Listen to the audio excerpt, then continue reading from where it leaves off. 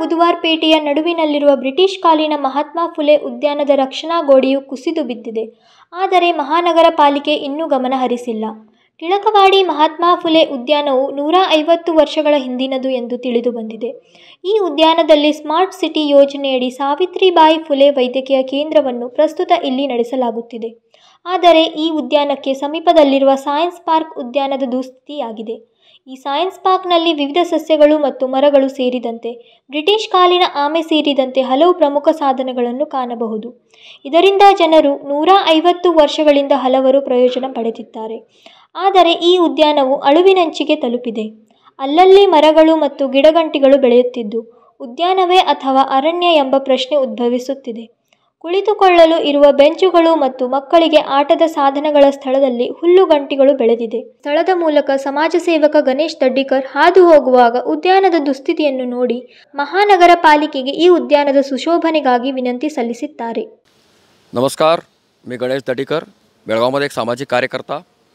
टिळकवाडी मंगळवार पेठेतनं जाताना माझ्या निदर्शनास आलं की तर एक जे गार्डनची संरक्षण भिंत आहे ती पडले आणि त्या भिंतीच्या आरपार मुलं खेळत आहेत आणि उरलेला जर पोर्शन तो जर मुलांच्या अंगावर जर पडला तर त्या लहान मुलांच्या जीवाला धोका निर्माण होऊ शकतं. 1924 साली इथल्या स्थानिक लोकांच्या माहितीनुसार 1924 साली हे गार्डन बांधण्यात आलं. ह्या गार्डनमध्ये स्मार्ट सिटीचं एक कार्यालयसुद्धा आहे, पण त्यांचंसुद्धा दुर्लक्ष झालेलं आहे. आणि ह्या गार्डनमध्ये अतिशय चांगली सिमेंटची चित्र केलेली आहेत, जे असं पोकळ चित्र त्याच्यामध्ये लहान मुलं आरपार खेळत होती. परंतु आज ह्या गार्डनला आणि कित्येक वर्ष झाली त्याच्याकडे कुणाचंही लक्ष नाही आहे. पोरांचं तिथं वावरणं बंद झालेलं आहे आणि जे चांगली चित्र आहेत ते महानगरपालिकेने दुरुस्त करावी. त्याच्यात शेवाळ जमलेत, सापं आहेत, परत पूर्ण घाण रचलेली आहे आणि मोठं रान उचलेलं आहे. हे गार्डनचं स्वरूप नसून एक जंगल झालेलं आहे. महानगरपालिकेने ताबडतोब ह्या संरक्षण भिंतीचं रक्षण करावं आणि त्याचबरोबर ह्या गार्डनचं रक्षण करावं. जर महानगरपालिकेनं गार्डन जर स्वतःला मेंटेनन्स करता येत नसेल तर त्यांनी कुठल्या तरी कॉन्ट्रॅक्ट स्वरूपी हे मेंटेनन्स करायला द्यावं, असं इथल्या स्थानिक लोकांची विनंती आहे. धन्यवाद. 2007ರಲ್ಲಿ ರಾಜ್ಯಪಾಲ ಟಿ.ಎಂ. ಚತುರ್ವೇದಿ ಅವರು ಈ ಸೈನ್ಸ್ ಪಾರ್ಕ್ ಉದ್ಘಾಟನೆ ಮಾಡಿದ್ದರು. ಆದರೆ ಇಂದು ಈ ಉದ್ಯಾನದ ಸ್ಥಿತಿಯನ್ನು ನೋಡಿ ಎಲ್ಲರೂ ಆಶ್ಚರ್ಯಪಡುತ್ತಾರೆ. ಮಧ್ಯಂತರದಲ್ಲಿ ಈ ಉದ್ಯಾನವು ಲೀಸಿಗೆ ನೀಡಲಾಗಿತ್ತು. ಇದರಿಂದ ಅನೇಕರು ಪ್ರಯೋಜನ ಪಡೆದರು. ಆದರೆ ಲೀಸ್ ಮುಗಿದ ನಂತರ ಈ ಉದ್ಯಾನದ ಕಡೆಗೆ ನಿರ್ಲಕ್ಷ್ಯ ವಹಿಸಲಾಗಿದೆ. ಈ ಸಂದರ್ಭದಲ್ಲಿ ಶ್ರೀರಾಮ್ ಸೇನಾ ಹಿಂದೂಸ್ತಾನ್ ಸಂಸ್ಥಾಪಕರಾದ ರಮಾಕಾಂತ್ ಕೊಂಡುಸ್ಕರ್ ಅವರು ಈ ಉದ್ಯಾನವನವನ್ನು ದುರಸ್ತಿಗೊಳಿಸುವಂತೆ ಆಗ್ರಹಿಸಿದರು. सर्वांना नमस्कार. आज काही इथल्या मंगळवार पेठेतील काही नागरिकांनी मला सूचना केली की ह्या ठिकाणी एक महात्मा ज्योतिबा फुले जे ह्या ठिकाणी उद्यान आहे, हे जे उद्यान हे 150 वर्षापासूनच्या पूर्वीचं आहे, ब्रिटिशकालीन आहे.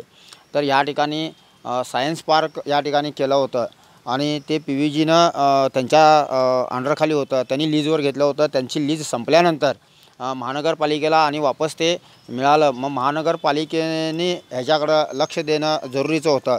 कारण या ठिकाणी जे पाहिलं असता हे बालगोपालांसाठी हे चांगलं आहे. तर इथल्या बालगोपालांना सायन्सचा विषयी माहिती मिळावी ह्यासाठी हे सायन्स पार्क असं ह्याला केलेलं होतं. तर मी एक विनंती करू इच्छितो महानगरपालिकेला, कमिशनरांना की ह्या ठिकाणी तुम्ही लक्ष घालून हे आणि पहिले जसं होतं तसं हे करावं अशी विनंती मी महानगरपालिकेला करतोय. ಸ್ಥಳೀಯ ನಿವಾಸಿಗಳಾದ ಸೂರಜ್ ಕವಳಿ ಅವರು ಸಹ ಈ ರಕ್ಷಣಾ ಗೋಡೆಯನ್ನು ಮತ್ತೆ ಕಟ್ಟುವ ಮೂಲಕ ನಡೆಯುತ್ತಿರುವ ಅಕ್ರಮವನ್ನು ತಡೆಯಬೇಕೆಂದು ವಿನಂತಿ ಮಾಡಿದ್ದಾರೆ. टिळकवाडी हे एकदम नामांकित नगर आहे आणि टिळकवाडीमधील हे महानगरपालिकेचं उद्यान आहे. पुरातन आहे, अतिशय सुंदर आहे आणि ह्याची जी कंपाऊंड वॉल आहे ही पावसानं पडलेली आहे. तर महानगरपालिका आयुक्तांनी आणि सरकारी अधिकाऱ्यांनी याच्यावर ताबडतोब दखल घ्यावी. हा कंपाऊंड वॉलचा खालचा भाग पडलेला आहे, वरचा अंगावर पडण्यासारखा धोकादायक झालेला आहे आणि जीवितहानी व्हायची शक्यता आहे. समोरच अगदी प्रसिद्ध आणि चांगलं झिंगाडेंचं डॉक्टरचं हॉस्पिटल आहे आणि इथं पेशंटांची रात्रंदिवस वर्दळ असते. तरी कृपा करून ताबडतोब हे भिंत पडायसारखी झालेली आहे आणि अंगावर मनुष्याच्याहून जीवितहानी होईल. तर याच्यावर सरकारी अधिकाऱ्यांनी ताबडतोब लक्ष देऊन हे रिपेरी करावं अशी जनतेतून मागणी होत आहे. धन्यवाद. ಇತ್ತೀಚೆಗೆ ಈ ರಕ್ಷಣಾ ಗೋಡೆಯು ಬಿದ್ದಿರುವುದನ್ನು ನೋಡಿ ಆಸ್ಪತ್ರೆಗೆ ಬಂದಿದ್ದ ಬಿರ್ಜೆ ಎಂಬ ವ್ಯಕ್ತಿ ದುಃಖ ವ್ಯಕ್ತಪಡಿಸಿದರು. ಮಹಾದೇವ್ ಪವಾರ್, ಕೆಎಂಎಂ ಕನ್ನಡ, ಬೆಳಗಾವಿ.